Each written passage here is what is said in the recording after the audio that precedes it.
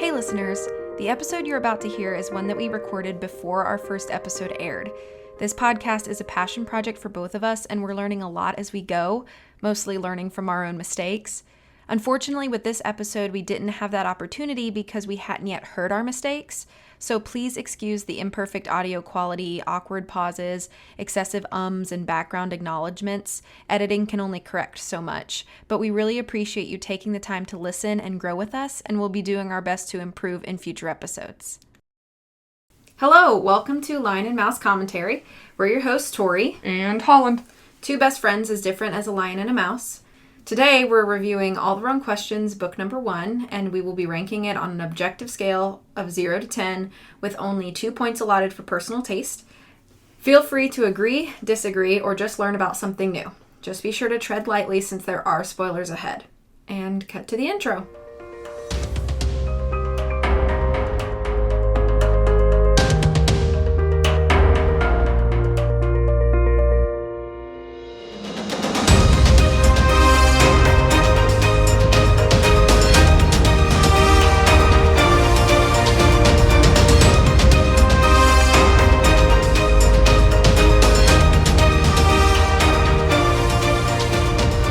Alright, welcome to the Lion's Den, safe enough to host a mouse. For our new listeners, we'll be breaking down the scoring system by category as we go, but the full breakdown is available on our socials and website.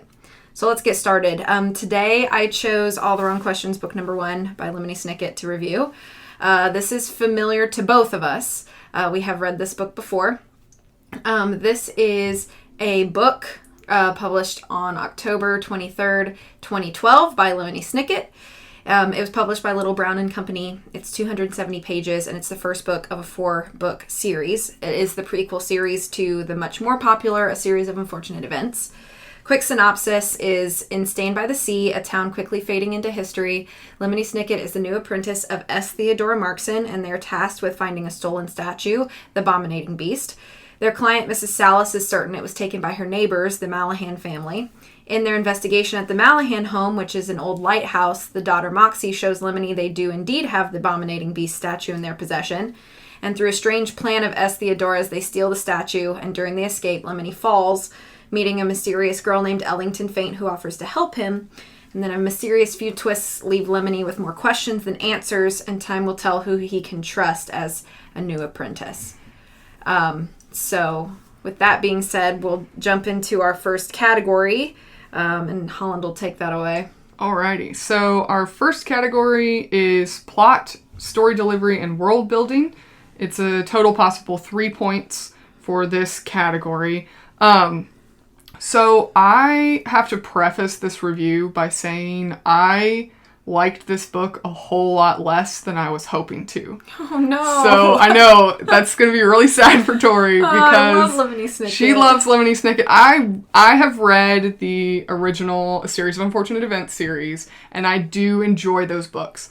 And I've actually read the first 3 books in the All the Wrong Questions series.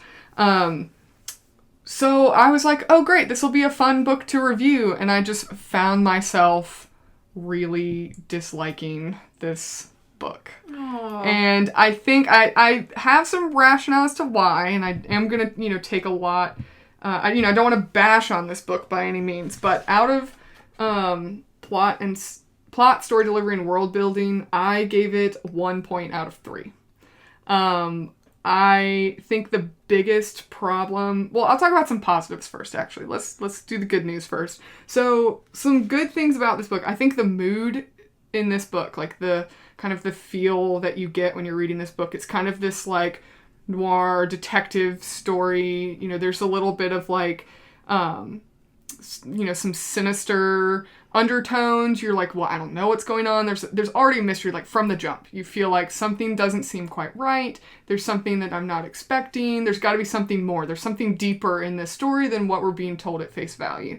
And I think that's just done really well. I think Lemony Snicket, as the author, who is also, it's kind of autobiographical. He's also the main character of the story. He's telling the story well as the narrator, but then you still are aware that this book is written it's like written by an adult author, but the character is a 12-year-old. I think that just the mood of that, you're kind of like, who is this 12-year-old kid? He sounds kind of more mature than an average 12-year-old. He's into, he's investigating, he's wanting to solve problems, but then he also has this kind of underlying, hidden agenda that you don't really know what it is. He's talking about meeting somebody else. And so that whole tone, it really contributes to the feel of the book. And so you're reading this book and you're trying to figure out more. I think that's done very, very well. Another thing, so they keep, another note that I kind of have is like they keep a lot of details hidden. So like Lemony Snicket is talking about his, at the beginning of the story, he's talking about how he has a letter of introduction written, and there's, but you don't know what that is or what's the reason behind that or where that came from. I think kind of like a note on that is that I think one thing that Lemony Snicket does in his world building in general, this is within this series and a series of Unfortunate Events, is he always kind of gives you that feeling that like the mystery that you're seeing is just a part of like this huge mystery involving kind of like the organization as a whole and people that we don't know and don't see. Right. So there's always kind of like you're just seeing like one puzzle piece to like a huge like puzzle he's created. Right. And I think there's a lot of merit that should be given to that in the level of consistency you have with this book in comparison to the original Lemony Snicket A Series of Unfortunate Events series. Like, that was also very well integrated into that series. I think that the, it's we'll get into kind of quality of writing in our next category, but I think that just in building that world, you've kind of built this new world for new characters, but it still feels like it's part of the same universe. I think he does that very well. One thing I liked is that, kind of in this world building, there are ties to our real world in this. It's not like this takes place in another universe. It very much so takes place in our world. Like, one of the times in the series, Lemony Snicket is reading a book, and he's describing the book Johnny Tremaine, which is a book that a lot of kids read in, elementary, middle school. I remember reading it in school. So that it ties it to the real world. I think there's another one that he mentions the Wind in the Willows book. Yeah. I think he describes Lord of the Rings as a book. So I think just building that world is done very well. My problem with this, however, is, and why I only gave it 1 point out of 3, is that the pacing in this book is so slow. It's almost excruciating how slow this book moves. And I do, with a caveat, this is the first book in a series of 4. But it feels like this first book is like the first chapter of a book, but it's not. It's a whole, 250 something pages long. There's like Mrs. Salas versus the Malahans, and there's this mystery, but then it's basically like, where's the abominating beast? It was stolen. And then it's like, you're reading the book and you're like, well, the mystery's solved in chapter 3. Like, chapter 3, they find that Moxie has this statue in their house. See, this is where I disagree with you. I think that would indicate that things move too quickly. We get the payoff for the mystery in chapter 3, or what we think is the mystery, and then it opens up into another mystery. So I actually think the book moves too fast. Well, I think so, yes. I think, but also, it's like, in a way, it's like, well, it's kind of confuses the reader in a sense. Like yeah, whoa, this is moving way too quickly. This mystery is solved by chapter 3. But then in the same time, like, the book, when I'm reading this book, I felt like out of, 13 chapters in this book, that the book didn't really feel like it was moving in any direction until chapter 6. It's like, chapter 6, like, you meet, like, I think is when you meet Ellington Faint as a character, and she's this really intriguing character, and everything up to that is just introduction.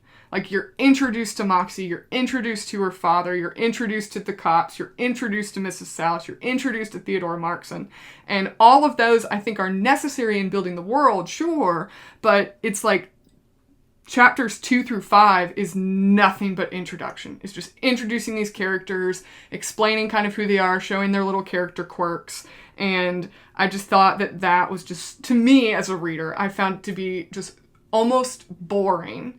Like, and I think it's necessary in the sense that the rest of the 3 books are likely going to include these characters. And so now you have their background, you already know who they are, so in book 2 you can just jump right in and pick up where you left off, if that's the intent. But it just was so slow to me as a reader. And because of that, I felt like you could have integrated all this. I would rather have seen all of this introduction integrated into a more engaging plot rather than introducing your characters for half the book and then the rest of the book is when they're actually, moving forward. I mean, the part of the book where Moxie and Lemony Snicket are hearing this screaming sound and they're going to the house to investigate, and they go into the house to the Salas mansion, and like that part from when they hear the screaming, which they hear at the, it's a cliffhanger, it's the end of that the prior chapter, like it's just pages and pages of Lemony narrating and thinking, where is this screaming come from? We're gonna look and find out. To me, it was just very, very slow. And I know that that's part of Lemony Snicket's writing style, that he's very descriptive and it really gives you this vivid picture of what this world is like. But to me, it was just way too slow. I just thought it was just, it dragged. I'm like, okay, we're gonna find out where this screaming is coming from, but it's just, can we just get to the house already? We're describing everything between here and the house, and it's not painting a picture for me. It's boring me. Interesting. So that was, for that reason, I gave it 1 out of 3. So I do think, that could also be kind of contributing to personal taste, but to me, I just thought the pacing was just really, really, just really slow. It just wasn't very engaging in that story delivery aspect of it. So I think the world building's good, and the plot was kind of, kind of could go either way, but the plot itself just, kind of another note. I also thought the plot is, there's so much mystery in the plot that you don't really know what's going on, that it's not engaging. I mean, it's like they're looking for this statue and we don't know why it's important that, this mysterious, behind the curtain villain Hangfire wants this statue. We don't know, but we also don't know enough to really care that this mysterious person wants a statue that clearly the owner of it thinks is worthless.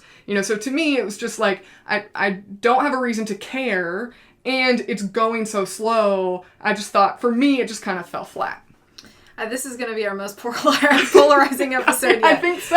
And that's a good thing. So I'm sure you disagree on a lot of those points. I do. So are you finished? Yes, I am. Yes, okay. Go ahead. So I gave it 2 out of 3 points for plot, story, delivery, and world building, because I think it almost moves too quickly. I find myself... So the way that Lemony Snicket does describe things, he does do that a lot. Mm-hmm. But for me, personally, his way of doing that is what keeps me engaged in his books. Mm-hmm. And it's the reason why he's like my favorite author. Yeah. So in those situations, I found that it really kind of built the tension in a way that was very satisfying in the payoff. I think one note I have about the pacing is that every time Moxie appears, things go fast. Mm-hmm. And it does slow down when Moxie's not around. But for some reason, and I don't know if this is purposeful or what, but it's almost like things get done when Moxie's around. And things don't really get done when Moxie's not around. They do, but not in like such a quick sense. I felt like everything got faster. It's almost like Moxie is the momentum that Lemony Snicket needs. Mm-hmm. She's a very good sidekick character in that way. She kind of like just keeps things rolling fast, and I appreciate that. And again, I don't know if that was an intentional thing mm-hmm. that Lemony Snicket put in, but it's something that I definitely noticed. One thing I thought was very weird was I don't understand at all. There's no build-up or explanation or anything that explains why S. Theodore Markson and media is just like, we're going to steal it. Like, why? Yeah. What the heck? Yeah. Like, her whole plan is very strange to me. And I understand she's kind of an oddball character. Right. She's rated last in the list of all total chaperones that Lemony Snicket could have gotten. So they kind of set her up as a harebrained, not very effective, person anyway. But I wish that the book had taken a moment to help us see inside S. Theodore Markson's head for just a moment, because I don't understand why that was her plan. Yeah. So let's break into the lighthouse, steal the abominating beast, and then go down this line to the Salas mansion. It doesn't make any sense to me. Right. So that's something I had to grapple with. Yeah. I don't know if that's just something I have to accept, as S. Theodore Markson is kind of just weird, but I wish that I like when even a weird character is given a moment to be understood. Yeah. And they don't give us... There's no moment in the book for that. And I think that kind of contributes a little bit into, like, the characters aspect of this story. Like, kind of falls under that category in what we review. But yeah, and I wonder if it's like you don't know the reason because Lemony Snicket doesn't know the reason. Because the whole thing is from his perspective. Yeah. I do think that the balance of mystery and humor is a great Snicket trait. Mm-hmm. You think of...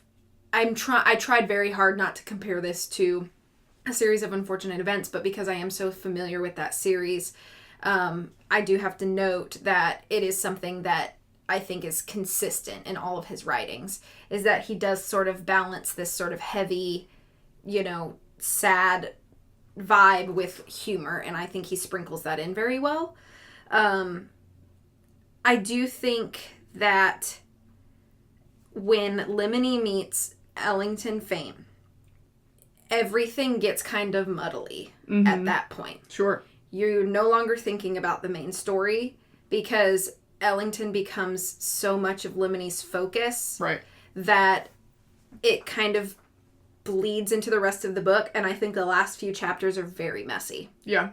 I think, and see, you think you found it very messy, and I found it when it was like, oh good, finally something is happening. But I do agree it is very dissonant from the previous, it's almost like we like the book. Opposite parts of the book. Right. Better. And I think that, I think when Ellington comes into the picture, it's kind of this turning point for the whole plot. Mm-hmm. And it does seem very disconnected from the rest of the story. Right. It's almost like we're starting a new book. Right. We're starting a new story at that point. And I didn't like that part, that aspect of it. I wish it had felt more connected. Yeah. And I think part of that, too, is because Ellington doesn't have any relationship with any of the other characters except for Lemony. Mm-hmm. So she feels like this outlier. Right. Which makes... It does. It just feels like a very disconnected, aspect to the story. Right. Sure, it's all related, but we need to strengthen the connections, I guess. I would agree. It doesn't really flow into introducing her as a character. The plot it's like we're reading part A and part B of a story. It's like if you were watching it as a play, it would be where the intermission is, and now the curtain's up, and it's like, oh, this feels like a whole different play. Right. So, yeah, I would agree to that. Which I think works in some aspects, but I think for the beginning of a new series, that can be kind of a detriment to it. Yeah, I would agree. So that's all I have for plot. Yeah. Alrighty, so our next category is quality of writing. So this is a total points allotted for this is 1. And we, in discussing this scoring system, if you will, for books, we wanted to give credit for the quality of an author's writing, because you can have a horrible book, but it's written beautifully, and you can have a wonderful book that's written terribly. So, just a little intro to that. So because of that, I did give this full points. So I gave it 1 out of 1 for this. I do think Lemony Snicket has an extremely distinct style as an author, and I think he should be commended for that style. Like you kind of already mentioned, he balances this humor with the mystery. I think that he balances kind of this humor and then a little bit of believability. So he mentions there's a museum of bad breakfast. That sounds ridiculous, but then also you're kind of is there a museum of bad breakfast out there? I'm going to Google that. It's almost like I would go to that museum. Mm-hmm. I think humor in the book there was one part of the book, it's between page 121 and 122, where I think it's Lemony and S. Theodore Markson are like gesturing to each other because they're being quiet. Mm-hmm. And the way that is described, I laughed out loud reading that. I thought it was very well written. She gestured something to me that meant blah, blah, blah, blah, blah. Right. And I gestured back blah, blah, blah, blah, blah. And you're like, what the heck? But at the same time, you can picture that in your mind of that really happening and two people engaging with each other in that way. I just thought that was really well written and well described so that it was funny, where it could have fallen very flat. Another thing I think Lemony Snicket that's very true to his form of writing is in his descriptions of certain things, like he describes something and it's extremely quotable. The way that he describes something is the way it's very much like we all thought it, but nobody had the words to say it until Lemony Snicket said it. Mm-hmm. And I think that's very true to his style, and he does a great job in that. Another note that I had with his quality, like the quality of his writing, he's descriptive in a way that connects a feeling to a visual. Yes. So it's very much like I'm looking at this and this evokes a feeling in me, and he describes it in a way that you know exactly what Lemony Snicket is looking at, the character, what Lemony Snicket is looking at, and you know exactly why it would make you feel that way when you see this object or this person. Yeah, he has a way of like describing something else, like even if it's not related to him, mm-hmm. but describing something else in such a way that it's very relatable and everybody understands. Yeah. But then it's also unexpected when he does it. Like he describes S. Theodore Markson's hair like leeches because mm-hmm. it's untamable. And you're like, oh my gosh, I can absolutely picture that in my mind, but I would never think to describe something that way. So that unexpected quality mm-hmm. that he has to his writing. And I think kind of my final note in the way that Lemony Snicket writes is when the character of Lemony Snicket introduces each character in this writing style, you get an immediate snapshot of who this person is, and you know exactly, do I like them or not? So in that same way that you have this feeling, you know, this evocative description of, you know, the library or the lost arms inn, you get that same feeling with each character as they're described to you. Mm-hmm. And it's as if you're in the shoes of Lemony Snicket, the character, seeing and meeting this person for the first time. And I think I appreciate that in writing when a character is introduced and I already have this little snapshot of who this person is as a person. And then that snapshot remains consistent throughout the rest of the story. So it's not that I got this snapshot of this friendly character who, you know, on the next page looks and acts completely differently. So, full points for that. Yeah. So I also gave it 1 out of 1 point for quality of writing. I mentioned this to you actually weeks ago off stream, and you were like, wow, that's a really good note, so I'm going to repeat it here.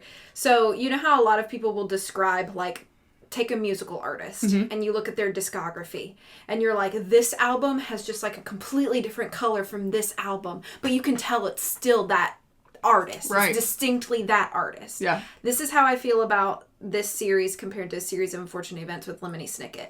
The color is different, mm-hmm. but it's still distinctly him. Right. You have this sort of shift in perspective. So I hate comparing it all the time, but I think it helped me to put into context what I'm trying to say. Well, when you read a series of unfortunate events, you're seeing the story being told from Lemony Snicket's perspective, but he's an adult. Mm-hmm. And in this book, you're seeing the perspective from Lemony Snicket's eyes, but he's a child. Right. He's not an immature child, but he is a child, mm-hmm. and he doesn't have a lot of the life experiences that he ends up having in a series of unfortunate events that color a lot of his mood and how he describes something. He's very nostalgic and reminiscent mm-hmm. in a series of unfortunate events, and you don't have a lot of that in All the Wrong Questions, and I think that's okay. Yep. So I don't even think I mentioned this. I should mention this, but the first book in this series is called Who Could That Be at This Hour? I never mentioned that in the synopsis, so forgive me. But the series is All the Wrong Questions, and the title of the first book is Who Could That Be at This Hour? I think the idea behind the titling of this series is very clever. Yeah. He does a lot of alliteration in a series of unfortunate events, and he does something different in this one, and I like the whole question thing. Yeah. And it's almost like a small teaser as to how does this question fit in to the mystery. So I like that. Another thing I really like about the quality of writing that Lemony Snicket does, and this is across the board, and the reason that I became such a big fan of him as a child is because he writes books for children or young adults, but he doesn't talk to them like children. Right. He talks to them like adults. He doesn't diminish the intelligence of curious, well-read children. Yeah. And I really appreciated that as a kid who did read all the time growing up. I always had a book in my hand. It was either a book or a Game Boy in my hand all the time. So I always appreciated that he told me a story as if I was an adult, but it was still age appropriate. Right. You know, I'm not getting adult things like, you know, I'm not getting heavy sexual themes. I'm not getting a ton of violence. You know, it's still age appropriate. And I really appreciate that about his style in general. And I have to agree with you. He uses a lot of clever vocabulary. I noticed that he does very, length, I know this is a weird thing to say, but like length of sentences and length of paragraphs are often very varied. Very varied. Have you ever read a book where it's like a paragraph is like this big and then the next paragraph is like another huge chunk, and it's just like, and it gets like, it feels... You get bogged down. It feels very heavy. He does break that up a lot, and I like that. And he does use like what I described as fun word pictures, where he describes something and you're like, I know exactly what that means. The one that I wrote down for an example is he says when he was laying down, he wanted to sleep more, but then the sun decided to poke him directly in the eye. Yeah. And you're like, okay, I understand. Yeah, I think I experience that every morning because the shade on my window doesn't close all the way. So I've definitely been poked in the eye by the sun. Exactly. So yeah, definitely. So 1 out of 1 point for me for quality of writing as well. Good. So our next category is characters. So I think, thinking just kind of off the top of my head, I think overall most of our ranking systems gives 3 out of 10 points to characters. I think we both agree that is so crucial to developing a story and engaging the reader or viewer into content. So a total of 3 possible points. And you're probably going to be upset with me because I gave it 1 point out of 3. No! So and this is something I'm very much, I think characters are one of the most important things to me personally, in engaging with any kind of media that's, developing a character-driven story. I think characters do drive the story overall. And I think overall, like, of the little buzzwords that we kind of have, the biggest reason I only gave it 1 point out of 3 is because so many of these characters just seem so flat. And I think that I'm over here having like a mental breakdown. I know. What the heck? I know. I'm so sorry. Okay, it's fine. Because I know Tori loves this story, and I'm just surprised that we see so differently on this. Well, I didn't expect it to be this different. But go ahead. Yeah. Hear me out. So I think the whole reason that these characters are so flat is because this entire book is an introduction.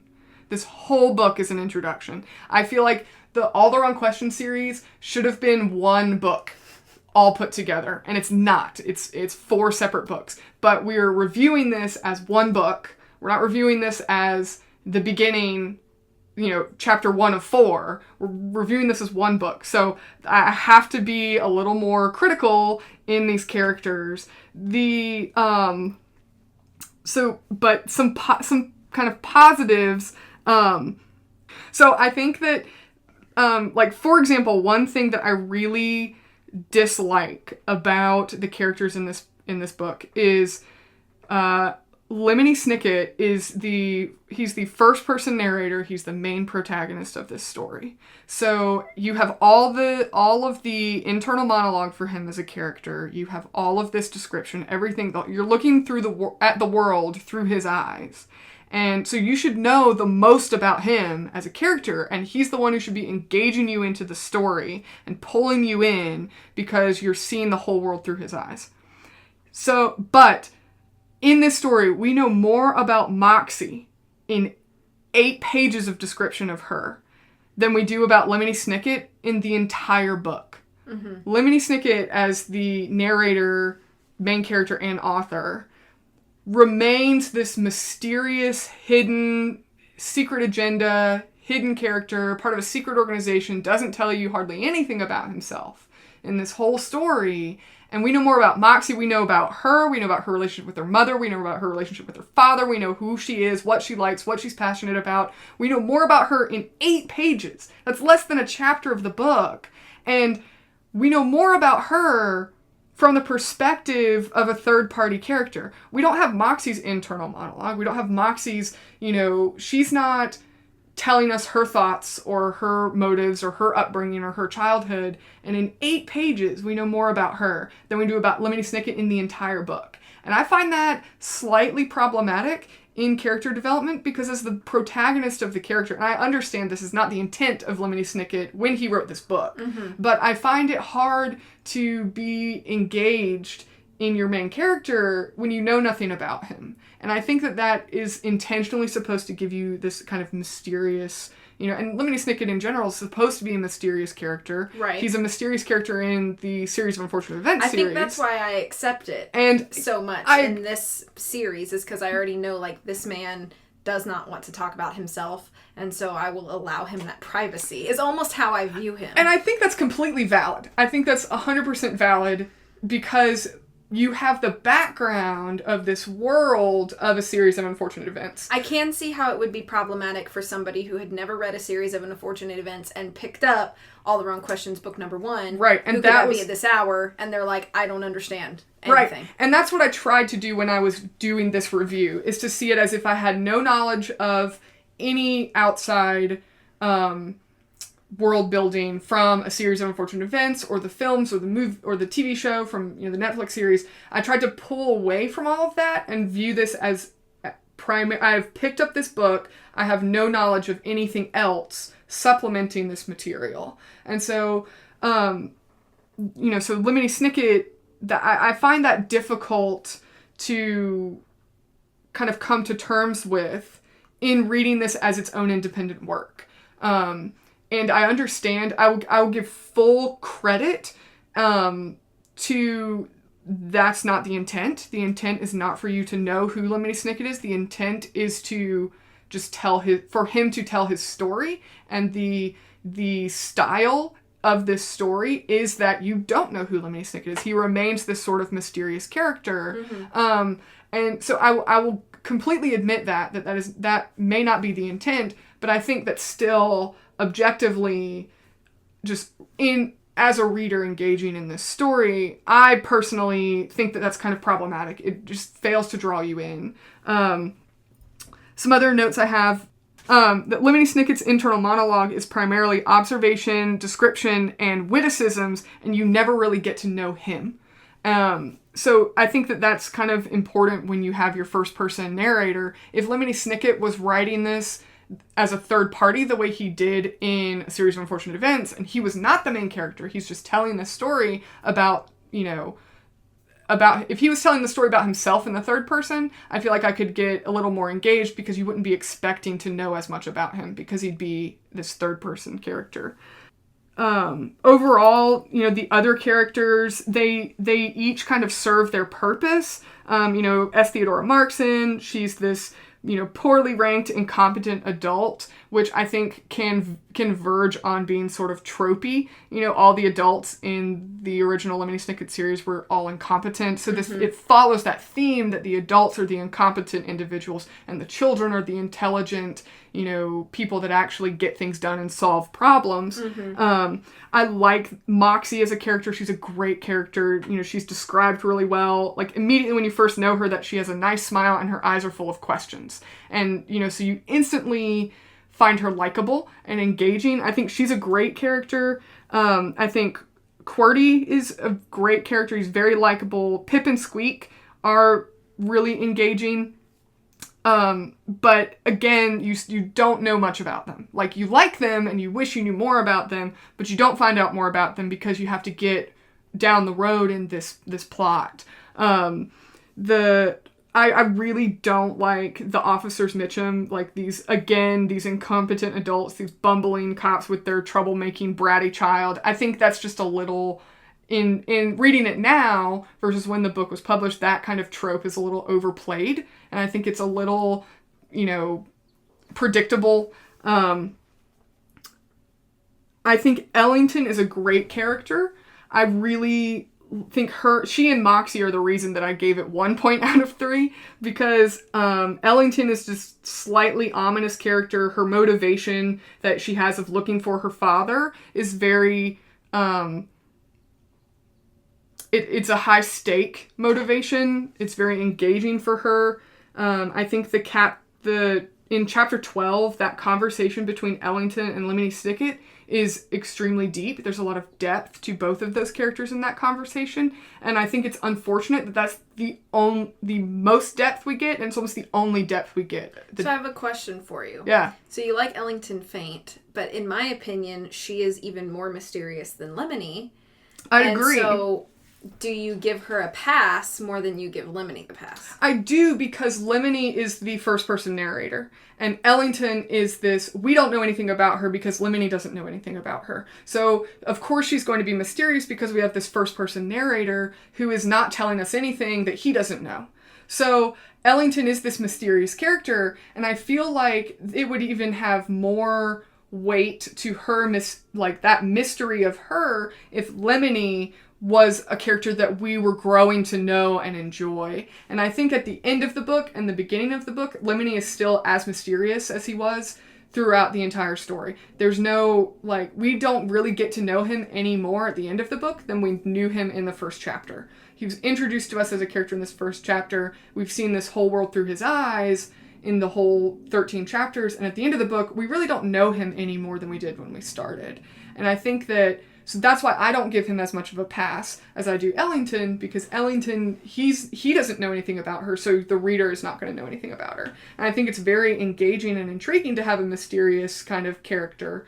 But I think that it's not, I personally don't give the narrator of the story a pass for that either. However, again, I do give, I say all of that with the caveat, I would agree that Lemony Snicket is supposed to stay a mysterious character because the author, Lemony Snicket, is a mysterious character. Mm-hmm. But my kind of rebuttal to that is the reason that somebody would pick up this book that's about Lemony Snicket, it's because they want to know more about Lemony Snicket. The same way that in reading A Series of Unfortunate Events, which is about the Baudelaire orphans, you want to learn about who the Baudelaire orphans are, and you do learn that through the narration of Lemony Snicket's story. But it's like, oh my gosh, there's a book about Lemony Snicket. It's his story. You don't gain any knowledge of him in this book any more than you would if you read the Series of Unfortunate Events books. Okay. So for that reason, I gave it 1 out of 3. And I say it with kind of this footnote that I believe these characters are not well fleshed out, but this book feels like an introductory book and not a standalone book. Yeah. Okay, so very different. For me, characters, I gave it a full 3 out of 3 points. Wow, okay, all right. The only negative note that I have is that I think there's too many of them. That I did struggle with that as well. It's a small town. We don't need to know everybody in it in the beginning. Mm-hmm. Because they paint this picture of this town is basically dead. Mm-hmm. So why are there so many characters that we have to meet immediately? Right. And I understand, like you said, that it's intro, but that's really my only negative note. The rest, though, is very positive. Mm-hmm. So sure. You made this note in the quality of writing, but I have this note in my characters because I feel like it applies to the characters. Okay. That every character is incredibly distinct in their design and personality, and part of that is because of how well they're described. So within moments of meeting any character in the game, we know exactly what they look like, sometimes how they sound like, what their goal, in the moment is, what goal Lemony Snicket has for the reader to know about them. Sure. That's all made very distinct. So, we look at that and we're like, okay, I can picture Moxie in my mind. I can picture Ellington in my mind. I know exactly what QWERTY looks like. Pip and Squeak are very distinct. The officers Mitchum and their son Stu is very, distinct. Prosper Lost. Like, all of them. Yeah. Like, and that's a lot of but it's a lot of characters. So, but I think the reason that I like them so much is because they're very distinct, and even if I don't like them, because who likes Stu Mitchum? Right. But even though I may not like them personally, I know exactly what they look like and the personality that they hold. And I think there are very few children's series that I can name off the top of my head that I can revisit after years and remember how I had that character pictured. Yeah. But with these characters, their image is so clear to me that it doesn't waver. And there's nothing that happens later in the book that makes me realize, oh, I had imagined her with blonde hair, but she actually has black hair, because it's very clear from the beginning exactly how they look. And I think that that's a positive. They just have a great specificity, each one of them. Moxie is the best character in this entire book. I had mentioned earlier that I think she really drives the pace and the motivation, but I think she's a perfect opposite in energy to Lemony Snicket and to Ellington Faint. Lemony Snicket and Ellington Faint are very similar to each other as far as energy and mood go. Yeah, I'd agree to that. And Moxie she's the sun to the cloud. So, not to say that I think she's bubbly and annoying and loud, but I think she just brings a different energy to every scene that she's a part of that is almost different and refreshing than Ellington. I like Ellington Faint, don't get me wrong. I think she's very interesting and complex, and I appreciate a lot of her dialogue. I think it's all really, really telling for her character. But Moxie is just, I think, a necessary piece in order to keep the characters all very interesting. And I think her relationship with other people in the town, such as Pip and Squeak, her father, even her brief interactions with S. Theodora Markson, her energy just kind of sort of drives whatever conversation that she's in. Yeah, I would agree. I think she's an extremely necessary character to the story, and I think that if she wasn't in the story, there's a very visible hole that you would experience as the reader. Yeah. So I completely agree. So I don't dislike any of the characters. I may dislike them, but I don't dislike them, if that makes sense. Yeah. Ellington is a character that I would say she's very cool, but I wish that her inclusion in the story felt more cohesive. I think there may have been an intention that she is an outsider. She's not from here. She wants to keep to herself. Right. And that is presented well, but I wish that it would have felt more natural, and she just feels very unnatural through a lot of the book. And that annoys me slightly. Yeah. But I still like her. I think she's cool. I really like her sort of affinity for coffee and how she tries to like bring that to Lemony, and he's like, no. Right. So I do appreciate those sorts of interactions. I also want to note real quickly before I finish up, for fans of A Series of Unfortunate Events, Hector appearance in the book made me very happy. And they also mention Monty, which I think is maybe a world building note, but I like, the reason I put it in characters is because I liked the interaction that Hector had with Lemony, and to show that it really wasn't a perfect friend conversation. It was kind of more of like a confrontation. Right. And ended up, the end of the conversation really wasn't resolved or anything like that. I thought it was very realistic to how a lot of people who've known each other for years, sometimes that happens, and you're going to have conversations with people who care about you and want the best for you, but you just don't agree with them, and there's nothing you can do about that. Like, the conversation just ends with no resolution. Yeah. And I appreciated that Hector was brought into this series to kind of show that Lemony isn't an independent character, that he does have relationships and history with people outside of the new characters we're now seeing. Yeah. I agree, and I felt like bringing Hector, and mentioning Monty into this story, it didn't feel like fan service. Mm-hmm. It felt completely organic to building this world and building this story. So, and I appreciate that, because I feel like it's so easy for, authors and movies, authors and cinematographers and, to just throw characters in there as cameos just to... it's my favorite character! Right. Kind of the kind of most recent example of that would be, Matt Murdock being in Spider-Man Homecoming. Yeah. Like, people just went crazy over that, and, moments like that can feel like fan service, or they can feel like an organic integration into this story because this character does exist in this world. Right, and I thought it was, like you said, very organic. I think it also reveals a piece of Lemony Snicket's puzzle to the reader,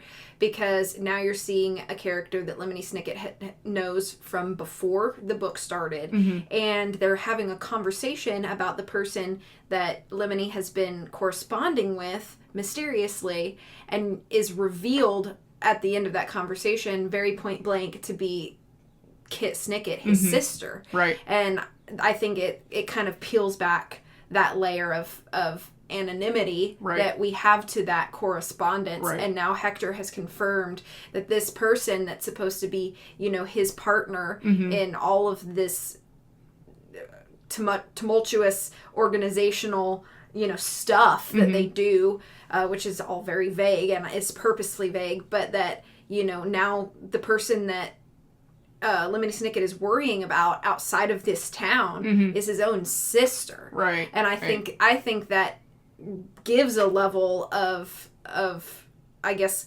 confirmation that Lemony Snicket does have his own issues and problems and burdens. I think it made him more fleshed out, I guess, in that moment. Yeah. And it wasn't even him, it was Hector was kind of the caveat to that, but yeah, and I would agree with that, and I think that does add a level of depth to Lemony Snicket as a character, but I think it's unfortunate that we don't get that till the end of the book, and then we get nothing further. So it's like, okay, this does add another layer to Lemony Snicket. It's kind of peeled back that layer of the onion, and we've seen a little bit more of who he is. However, I feel like, for me as a reader, I was left unsatisfied.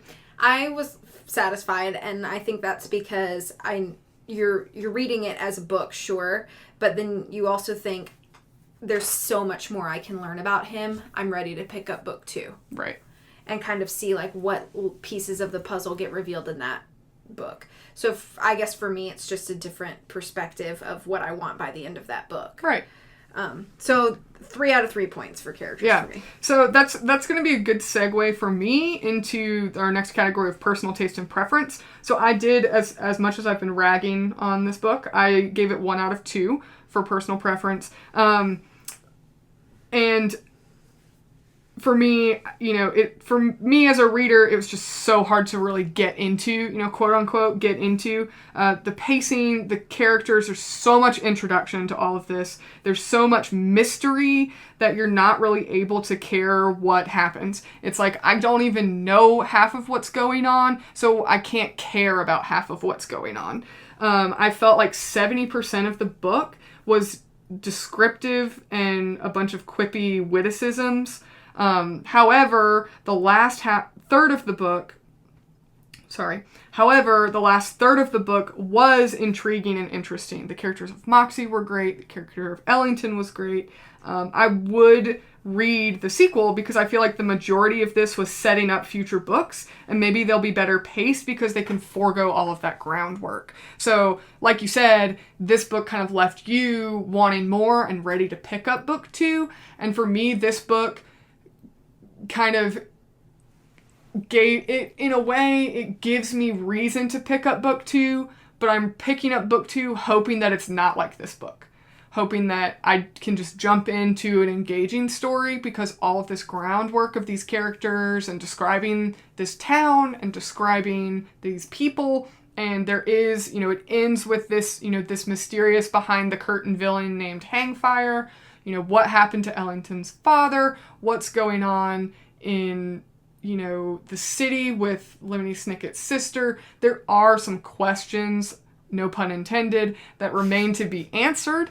So I think that overall I would read book 2, but my expectations in book 2 would be that I've gotten through, and in my perspective, I kind of slogged through a lot of introduction and foundation work. So I hope that book 2 is going to be a lot more engaging. The pacing's going to be a little more evenly paced. The characters I already know, I already know the basics, so we can dig in and learn more. So for that reason, I'm not in any way knocking this book as, a terrible work, but I really did see it as the setup to the next, 3 stories. So for that, I did give it 1 out of 2. I think 50%, I enjoyed 50% of the book. I really think, with the expectation that there is more to come, and the rest of the story will probably be more engaging because they'll just pick up where we left off. So for personal taste and preference, I also only gave it 1 out of 2 points, and I'll explain why, because I feel like a lot of my stuff has been very positive, so this may not sound like it makes any sense, but it's hard because I thoroughly enjoy this book and everything like that. However, I think that there's not enough meat in book 1 to make it something that I would say I would recommend before I would recommend a series of unfortunate events. And I hate to play the comparison game yet again, but when I know what Lemony Snicket is capable of delivering in a first book, comparing it to this does make it lackluster. So do I think I enjoy it? Absolutely. Do I like the characters? Yes. Do I think it's worth reading? Of course. And I think you should do that. But when compared to the other work of Lemony Snicket that I know very well, there is a little bit of like a letdown in that initial book. Like if I were just to compare this book to The Bad Beginning, I think The Bad Beginning is a much better first book. Yeah, I'd agree. And so that's why I only gave it 1 out of 2. But yeah, just I wish there was just like a little bit more meat. And that kind of goes back to one of my first notes, which that I think it just blasts through so quickly of everything that he really could have included more content, and it wouldn't have felt like it was too long, at least in my opinion. So yeah, and so that kind of segues for me into our last category, which is creativity. So out of 1 possible point, I actually gave it a 0. I know, and this is my reason. So I wrote the question, my own question about all the wrong questions. Is a book about Lemony Snicket just a novelty? And I thought that was an interesting question for me to answer, and kind of the secondary question that I wrote was, if a series of unfortunate events didn't exist, would there be an appeal to this book? My answer to that question, personally, I think the answer to that question would be no. And I think that a series of unfortunate events really grabs you into that world. There's these orphans had their parents die suddenly. They're these evil villains. There's a fortune. There's death. People die. There's, a lot of the stakes are really high, and they keep you wanting to know more because you care about these children and you're wanting to know more about this. And then you have this book, which is like a statue went missing and we don't know why, and we don't know why anybody wants it, and we don't really know why we should care. But it's about Lemony Snicket. If Lemony Snicket was not the name of the main character, does this book do anything new or different? And I would kind of say no, it really doesn't. It's like you said, it's kind of lackluster when you compare it to a series of unfortunate events. And if a series of unfortunate events didn't exist or wasn't a successful series, I don't think these books would have ever been written. And I don't think they creatively tell a story that anybody was looking for or asking for. It's about Lemony Snicket. and you pick up the book because you read a series of unfortunate events and you want to find out more about Lemony Snicket, and I think otherwise the story doesn't really do anything new or creative. I think that, not to discredit, quality of writing, because I gave that full points there, I just think overall, creatively, there's nothing really new that this book does when you compare to how a series of unfortunate events, there's a reason there's so much comparison, because a series of unfortunate events, that whole series did something new and different. And this book is really just kind of like, it's almost like, in a way, that direct-to-DVD sequel that nobody really asked for, but you kind of want to find out what happened to Lady and the Tramp's puppies, so you pick it up and read it, So for that reason, I actually give it 0 out of 1 points for creativity. Not to discredit any of the other positives that you and I have discussed, that's just my kind of take on whether or not this book did anything new or different in the aspect of creativity. So I gave it 1 out of 1 point for creativity, but I used my, jumping board for this category was very different. Yeah. So instead of comparing it to itself or other works of Lemony Snicket, because I did that in personal taste and preference, I decided I wanted to look at it in the scope of the genre, which is children's mysteries. And when comparing that to other children's mystery series, your big ones are basically Nancy Drew, the Hardy Boys, and something like the Boxcar Children, which are all very old series. Yeah. And they have a very distinct formula and style that works well, and it's the reason why those stories are still read today. Yeah. But Lemony Snicket has done something very different. This is a very distinct, it's got a new color to it. The world is very different than you see in River Heights that Nancy Drew is kind of competing in. So I think that it's creative in the sense that it's presenting a mystery series to this demographic of children or young adults, but it's doing it in a way that's sort of different than the standard of mystery novels. There may be other more modern mystery series that I'm not super aware of. So if you know any, please feel free to tell me. But like the Enola Holmes mystery series. Okay. Which is technically more like a historical fiction children's mystery series. True, but then even in that case, this is different from that. It is. It is very distinct. It's very different from that. So for that reason, I decided to go ahead and give it the credit that I thought it was due and give it that creative point, since I do think his style and perspective on mystery is very different than what we see in the genre as a whole. It is also different. I would not consider a series of unfortunate events to be a mystery. Not really. I don't really know what I would classify a series of unfortunate events to be. Yeah. But this series is definitely more mystery-based than the original series is. There is some mystery to the original series, but this one is a mystery series. Yeah. Like, we start off and here is a mystery to solve and we are going to solve it. And then it leads to another mystery and so on and so forth. Sure. So that's why I decided to give it the 1 point for creativity. Yeah, I think that's completely valid. So total reviews, kind of any closing thoughts that either of us would have, followed by our running total. My kind of final thought was like, this is the negative review that I wish I didn't have to give. I wanted to, I completely expected to give this book, a much higher score. But unfortunately, I couldn't justify higher numbers in my own perspective. So my total score for this book is 4 out of 10. Oh, that hurts. I know, it's painful. However, I do think that subsequent books would have more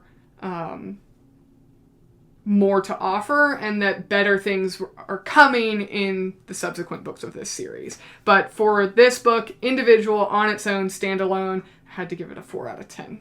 So my closing thoughts are that I'm just surprised at how different we saw a lot of this. Yeah. And how things that were negative for you were positive for me, or the other way around. Yeah. And that how we approached each category with like completely different mindsets. Yeah. I just found that very interesting. But my overall score for the book is 8 out of 10. All right. Which is actually the highest rating I've given in any episode so far. Yeah. So, yeah, 8 out of 10 for me. Awesome. Shall we do our lightning round? Yeah, let's move into the lightning round. So, lightning round question number 1, your favorite character? Ellington Faint. Mine is definitely Moxie. Yeah.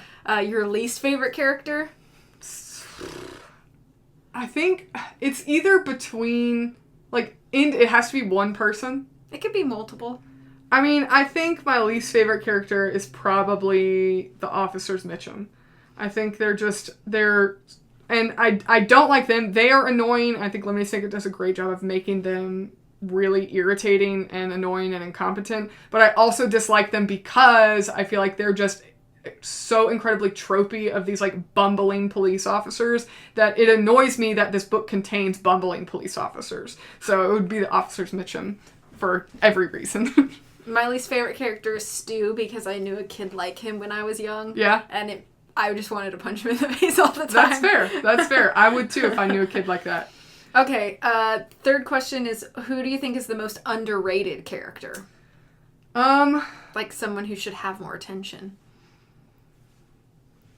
I think Prosper Lost is really underrated. I think he's a pretty intriguing character. I've read books 2 and 3 and I can't remember anything about them. Me so too. I don't know what comes next for him, but I feel like he's kind of this mysterious, nosy character that could be good or could be bad. I don't think he necessarily deserves more attention, but because I think that aspect of is he a good guy or is he with the bad guys or who is this guy? We don't know. I think in the story, he shouldn't deserve more attention, but I think he's a very intriguing character as well. I would say Cordy would be my pick. Yeah. I just think that he's kind of like one of those characters that you automatically like, but you're not really sure why.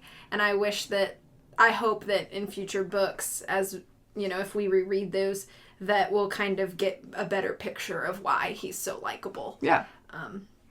Okay, did you have a favorite chapter or part of the book? I think I actually wrote in my note... Hold on, let me see. I think my favorite... Yeah, so I did have it in my notes. I think chapter 12 was probably my favorite chapter because I think I mentioned this earlier, that the conversation between Ellington and Lemony Snicket, I think, is extremely deep for both of those characters. It's the kind of the most depth we get in between two characters, that we kind of learn more about each of them. So I think chapter 12 would probably be my favorite character. I know it's almost the end of the book, but yeah, I would say that one. I think my favorite chapter is actually chapter 1. Yeah. Where Lemony sneaks out of the restaurant from these people that you discover are not actually his parents. Which is, you're like, who are those people? And then you find out that he had already planned his escape. Mm-hmm. I think is very interesting. So just the whole beginning setup, I think, is very good and is my favorite part of the book. Yeah. Okay, so if you could cast this as turning into a movie or a show. Oh, okay. Just one or two. Is there any actors that you would place? I don't know, because I don't know of any, new... I can't really think of any, up-and-coming actors or actresses that are kids. I think you could pick somebody who once was a kid actor. Okay, that'd be fair. I would pick Emma Stone for S. Theodora Markson. Oh, I could definitely see that. That would be good. I think that would be really, really fun. Yeah, I think I would agree with that. I think Millie Bobby Brown, when she was younger, would be a really good... I think she would probably be a really good Moxie. And I think that it would be different to see her as... Because 11 was such a very, very flat, reserved stoic character. Yeah. So I think that she might do a good job as this, kind of engaging, intriguing... I think Lemony Snicket's description of Moxie being someone with a nice smile but eyes full of questions, I think that description would fit kind of Millie Bobby Brown as a younger... I know she's, a teenager now, but probably when she was a little younger. Mm-hmm. Or Elle Fanning as Ellington Faint. I know we just watched Super 8 recently and reviewed it. I think that she, at kind of that similar age of when she was in Super 8 as Ellington Faint would probably be, I think she'd be pretty good as that character. I think she could add some of that mystery to her. But those are really unfortunately, those are the only, like, female children actors I can think of. And I actually don't know his name, and I'm sorry, but the kid who plays Klaus Baudelaire in the series, I think could play Lemony Snicket. Yeah, I could see that. All the Wrong Questions. Yeah. What is his name? I'm going to Google that now because I feel bad that I don't actually know. Yeah. Let me think of, I'm going to look up, there's a kid I'm thinking of that would be Lemony. Lewis Hines. Mm. Yeah. I think he could be Lemony. We just watched Jumanji, like the I think the original, 93? 95, I think it came out, with Robin Williams. And I feel like that kid in the boy that plays Peter in Jumanji of that age, I feel like he could probably play Lemony Snicket pretty well. Especially because that character he played in Jumanji was really kind of reserved. But yeah. Okay. I think that's pretty good. I think the kid from Super 8 that lights all the firecrackers all the time. The guy who plays Carrie. Yeah, he could probably play Stu. Yeah, I could see that. Yeah. Which I know those are all, like 90% of the characters are characters that we just talked about That's okay. in a prior episode, but they're just fresh on my mind right now. So I'm sure there's much better casting that we could come up with. Okay, last lightning round question. If you were to choose like an audiobook theme song, is there any song or band that you think would fit the book? I feel like this book kind of gives Mumford and Sons vibes. Mumford and Sons? Yeah. What? Like, that's like folk country music? Yeah, I don't know. That is bizarre. I know. I don't know what song because I'm not super familiar with their discography, but I feel like it could fit. Man, I feel like more like instrumental jazz music would fit this like theme. Kind of like that, like 50s crime noir, like black and white I could kind see of that style. Like, the old detective movies kind of thing. That's what I would be more thinking. Okay. Yeah. Sounds good. All right. Well, shall we wrap it up? Yeah. All right. Well, thank you guys so much for joining us on this episode. We look forward to having you back next time. You can follow us on our social medias. We have Twitter and Instagram at Lion and Mouse Podcast. And our website is lionandmousepodcast.com, where you can also find our rules of engagement broken down and notes from each episode. We also have a suggestion box where you can tell us what you'd like us to review next. Until next time, think wide and stay different.